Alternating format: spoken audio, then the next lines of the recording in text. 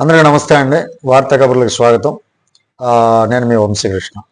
ఈ వీడియో చాలా ఇంట్రెస్టింగ్గా ఉండబోతుంది. వీడియో చివరి వరకు చూడండి. మీ అభిప్రాయాన్ని కామెంట్ సెక్షన్లో తెలియజేయండి. వీడియోని లైక్ చేయండి, ఛానల్కి సబ్స్క్రైబ్ చేయండి. జగన్ మనల్ని ముంచేస్తాడు. ఇది ఎవరో ప్రతిపక్షాలు అంటున్నటువంటి మాట, లేదంటే వేరే వాళ్ళు అంటున్నటువంటి మాట, వేరే పార్టీ నాయకులు అంటున్నటువంటి మాట కాదండి. స్వయాన వైసీపీ పార్టీ లోపలే ఇది ఈరోజు వినిపిస్తున్నటువంటి మాట, అంటే ఇప్పటి పరిస్థితుల్లో వినిపిస్తున్నటువంటి మాట అనమాట.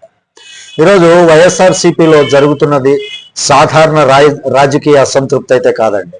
ఇది లీడర్షిప్ మీద నమ్మకం కోల్పోతున్నటువంటి ప్రమాదకరమైనటువంటి దశ అని అయితే చెప్పవచ్చు. సీనియర్ నేతలు మౌనంగా ఉన్నారు, ఎమ్మెల్యేలు సీక్రెట్ భేటీల్లో ఉన్నారు. పార్టీ భవిష్యత్తు ఏంటి అనే భయం అయితే మొదలైంది. ఎందుకు ఈ పరిస్థితి వచ్చింది? జగన్ ఎక్కడ తప్పు చేస్తున్నారు? ఈ వీడియోలో పూర్తిగా క్లారిటీగా చూద్దాం. వైఎస్ఆర్సీపీ నేతలకు అసలు సమస్య జగన్ మీద ఉన్నటువంటి వ్యక్తిగత వ్యతిరేకత అయితే కాదండి. సమస్య ఆయన వ్యవహార శైలి మీద వస్తున్నటువంటి సమస్య. ఈరోజు జగన్ ప్రతిపక్షంలో ఉన్నారు. ప్రతిపక్షంలో ఉన్నప్పుడు అధికార పార్టీని ఇరుకున పెట్టాలి అంటే వాళ్ళు చేసేటటువంటి పనుల మీద పర్ఫెక్ట్గా మాట్లాడి వ్యతిరేకంగా అది ఏ విధంగా ప్రజల్లోకి తీసుకెళ్ళాలి అనే ఇరుకున పెట్టేటటువంటి మార్గంలో ఉండాలి. ప్రభుత్వ వైఫల్యాలను అయితే ఎక్స్పోజ్ చేయాలి ఖచ్చితంగా. ప్రజల్లో స్పష్టమైనటువంటి ప్రత్యామ్నాయం చూపాలన్నమాట. కానీ జరుగుతుంది ఏంటంటే అధికార పార్టీకి అవకాశం ఇవ్వకుండానే జగన్ తానే సెల్ఫ్ గోల్ చేసుకుంటున్నాడు. ఏదైనా మీటింగులు పెట్టినా, ప్రెస్ మీట్లలో ఏదైనా అధికార పార్టీని విమర్శించే ప్రయత్నం చేస్తున్నా కానీ తనకు తాను సెల్ఫ్ గోల్ అవుతున్నాడు అనమాట. ఈ సెల్ఫ్ గోల్స్ ఆయన రాజకీయ భవిష్యత్తునే కాదండి, ఆయన నమ్ముకున్న నేతల భవిష్యత్తును కూడా ఒక కన్ఫ్యూజన్ స్టేట్లో పడేస్తున్నాయి, అంటే డైలమాలో పడేస్తున్నాయి అనమాట.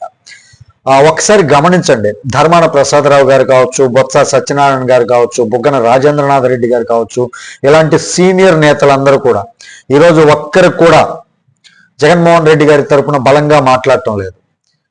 ఎవరు ఫేస్ ఆఫ్ ది పార్టీగా కనిపించడం లేదు. ఏదైనా ఇష్యూ వచ్చినప్పుడు ముందుకు రావటం లేదు. రోజా లాంటి వాళ్ళు నోరు పారేసుకునే పార్టీని ఇంకా ఇబ్బందులో పడేస్తున్నటువంటి సిచ్యువేషన్ కనపడుతుంది.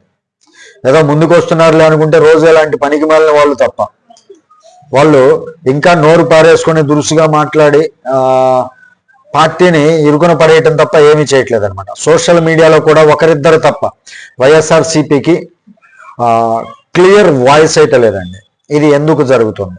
ఎందుకంటే పార్టీ లోపల మాట చెప్పే వాతావరణమే లేదు. అసలు ఏం చెప్తే ఏమవుతుందో, నాయకుడే పర్ఫెక్ట్గా లేదనేటటువంటి డైలమాలో ఉన్నారనమాట. జగన్ మీటింగ్స్ పెడతారు కానీ అవి డిస్కషన్స్ మీటింగ్స్ కావు.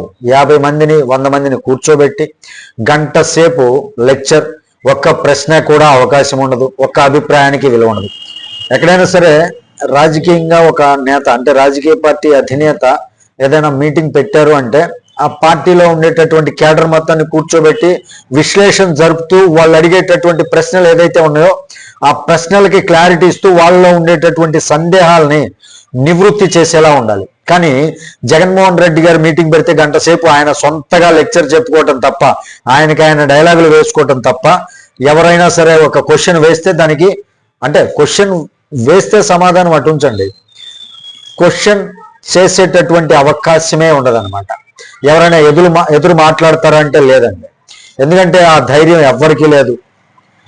1-to-1 గా సీనియర్ నేతలతో కూర్చొని మన పరిస్థితి ఏంటి, ఏ ఇష్యూస్ మీద మనం ఫైట్ చేయాలి, జనంలోకి మనం ఎలా వెళ్ళాలి, రాజకీయ భవిష్యత్తుని మనం ఎలా నిలబెట్టుకోవాలి, ఈ డిస్కషన్ ఒక్కరోజైనా జరిగిందా అంటే లేదనే సమాధానం పార్టీ నేతల నుంచే వస్తుందండి.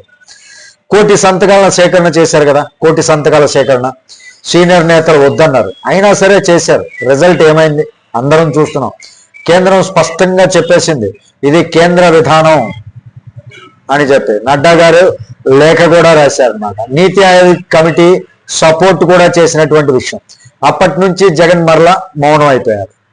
ఇక్కడ ఎర్రిపప్పు అయింది ఎవరు? జగన్మోహన్ రెడ్డి కదా. పార్టీ చేసేటటువంటి ఇలాంటి కార్యకలాపాల వల్ల సీనియర్ నేతలకి జనాల్లోకి వెళ్ళి మాట్లాడేటటువంటి ధైర్యం సరిపోవట్లేదు అనమాట.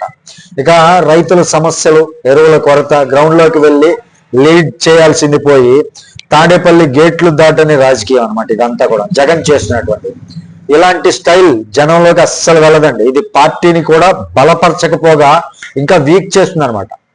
అమరావతి లాంటి సెన్సిటివ్ అంశంలో ఒకరోజు ఒక మాట, మరో రోజు మరో మాట, ప్రజలు కూడా కన్ఫ్యూజ్ అవుతారు కదండి. జగన్మోహన్ రెడ్డి గారు మాట్లాడే మాటలకి నేతలే కాదు జనాలు కన్ఫ్యూజ్ అయినప్పుడు నేతలు వెళ్ళి దానికి వివరణ ఏ విధంగా చేస్తారు? కాబట్టి ఒక పార్టీకి క్లియర్ స్టాండ్ లేకపోతే ప్రజలు ఎందుకు నమ్మాలి అనేటటువంటి మనస్తత్వం ప్రజల్లో ఏర్పడుతుంది. ఇదే ఈరోజు ప్రశ్న వైఎస్ఆర్సీపీ నేతల మనసుల్లో తిరుగుతూ ఉందండి. మనం వెళ్ళి ప్రజల్ని ఏం సమాధానపరచాలి, ఏం చెప్పాలి? పూటకు ఒక మాట, గడికి ఒక మాట మనమే మారుస్తున్నాం, మన నాయకుడే మారుస్తున్నాడు, మనకి స్టాండ్ అంటూ ఏమి లేదు ఒక సమస్య మీద అనేటటువంటి అంతర్గత లోకలోకలు అయితే బయలుదేరినాయండి. ఇప్పుడే పార్టీ మారటం కాదు, కానీ ఇలానే ఉంటే మన భవిష్యత్తు ఏంటి అనే భయం మాత్రం స్టార్ట్ అయిపోయింది ఆయా వైసీపీ నేతల్లో. ఎమ్మెల్యేలు, సీనియర్ నేతలు లోపల చర్చలు అయితే జరుపుకుంటున్నారు అనేది ఒక రాజకీయ వర్గాల్లో వస్తున్నటువంటి ఒక చిన్నపాటి వార్తలండి. ఇది రాజకీయాల్లో ఆ పార్టీకి ఒక డేంజర్ బెల్ అనే చెప్పొచ్చండి. ఎప్పటికైనా జగన్ తనను తాను క్రాస్ చెక్ చేసుకోవాలి. పిఆర్ టీం కంటే పార్టీ నేతలకు విలువ ఇవ్వాలి. వన్ సైడెడ్ లీడర్షిప్ నుంచి బయటికి రావాలండి. అంటే నాయకత్వంగా ఉండి తమ క్యాడర్ ఎవరైతే ఉన్నారో వాళ్ళతో కూడా మాట్లాడించాలి. వాళ్ళ యొక్క ఏదైతే అభిప్రాయాలు ఉంటాయో ఆ అభిప్రాయాలు సేకరించి దానిపైన ఆ విధంగా ముందుకెళ్లాలన్నమాట. లేకపోతే ప్రభుత్వ వైఫల్యాలు హైలైట్ కాకముందే పార్టీ లోపలి నెగిటివిటీ జగన్ ను ముంచేస్తుందండి ఖచ్చితంగా. ఇది హెచ్చరిక కాదండి, విమర్శ మాత్రమే.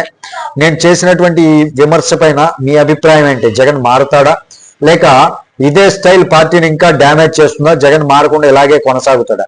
ఈ అన్ని అంశాల మీద మీ యొక్క విలువైనటువంటి కామెంట్ తెలియజేయండి. వీడియో షేర్ చేయండి. ఇలాంటి పొలిటికల్ అనాలిసిస్ కోసం ఛానల్ని సబ్స్క్రైబ్ చేయండి. Thank you. జై హింద్.